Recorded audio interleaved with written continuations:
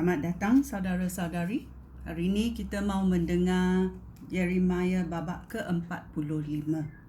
Ya, babak yang pendek ini hanya ada 5 ayat sampai 5. Janji Allah kepada Baruk.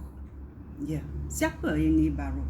Ya, kita tahu bila Yeremia mengumumkan firman Tuhan, Baruk menjadi setiausaha kepada Yeremia.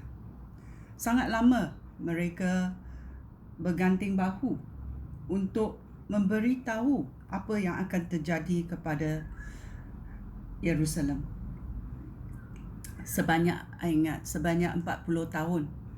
Dalam masa itu, Baruk iaitu setiausaha kepada Yeremia, sangat setia kepada Yeremia dan mahu menggambarkan apa yang difirmankan oleh Tuhan. Mari kita mendengar mengapa Tuhan berfirman kepada Baruk, iaitu seorang daripada semua orang di Yerusalem. Tuhan tahu hasrat hati kita dan Tuhan mahu berfirman kepada Baruk. Ya, mari kita bermula. Janji. Apa janji Allah kepada Baruk?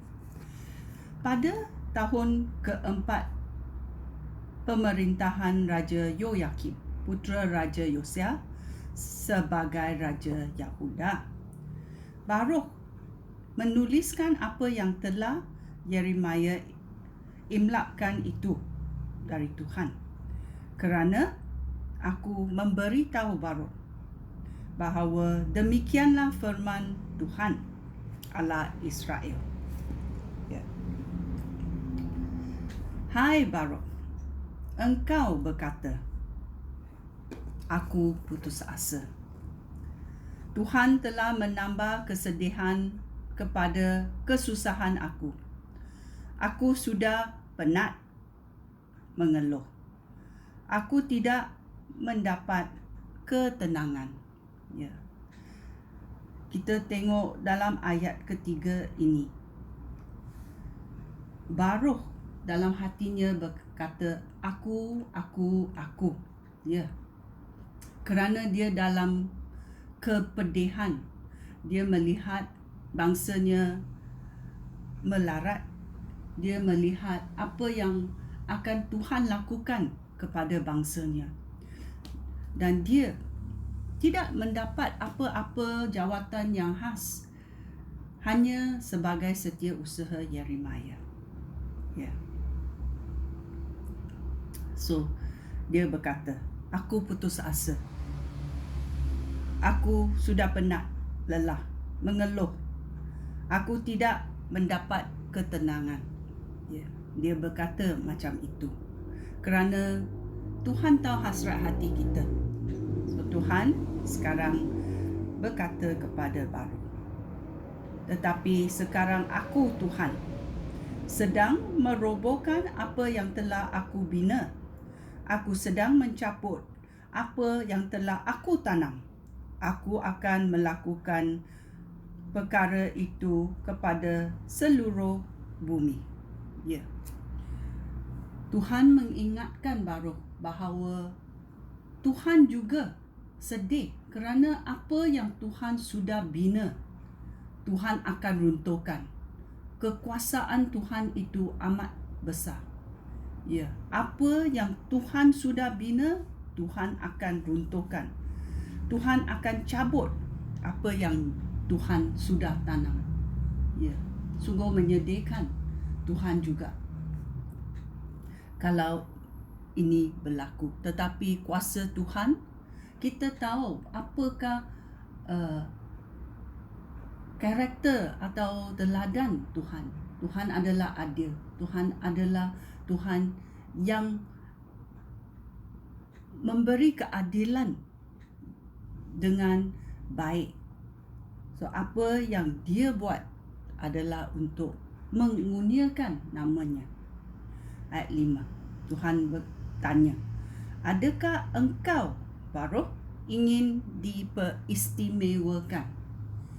Ya, ada kalanya bila kita sudah jadi Kristian lama-lama, kita ingat kita boleh diperistimewakan kerana kita berada dekat dengan Tuhan.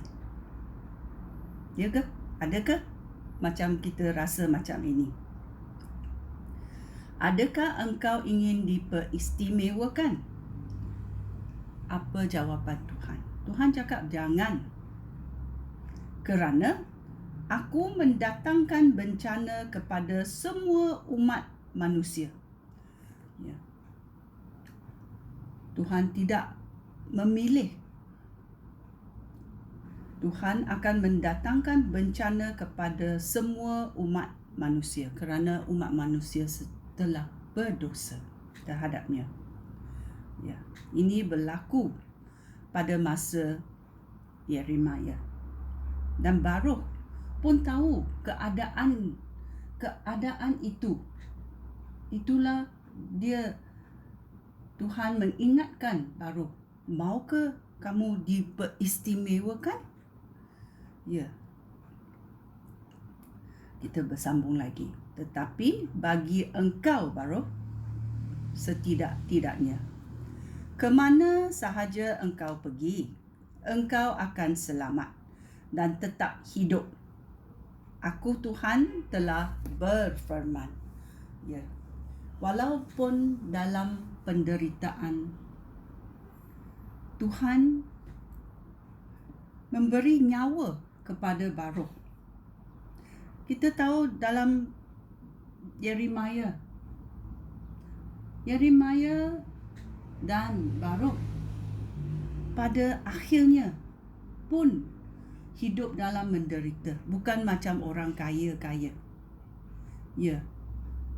Adakah nama mereka disebut megah oleh orang-orang Israel? Tidak.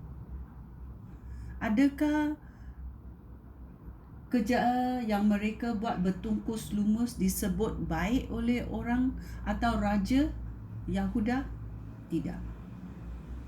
Hidup mereka kalau dihitung dalam dunia ini adalah macam sia-sia sahaja kerana tak jadi famous, tak jadi megah, tak jadi kaya. Itulah sebabnya Tuhan sebut ayatnya kepada Baruk, maukah kamu keistimewaan dunia ini, atau kamu mau memuliakan nama saya? Tuhan yang megah telah berkata, saya boleh buat apa yang saya bina. Saya boleh bina dan saya boleh robohkan. Dan Tuhan berkata kepada Baruk, saya berbelas kasihan kepada kamu kerana saya memberi kamu hidup, nyawa untuk hidup walaupun dalam penderitaan. Itu adalah anugerah Tuhan. Tuhan boleh membinasakan kita, tetapi Tuhan berkata, di mana kamu pergi, kamu akan selamat kerana aku bersama-sama kamu. Ini adalah janji Allah kepada Baruk. Adakah ini janji Allah kepada kita juga? Ya, kita harap. Sekian, terima kasih. Shalom.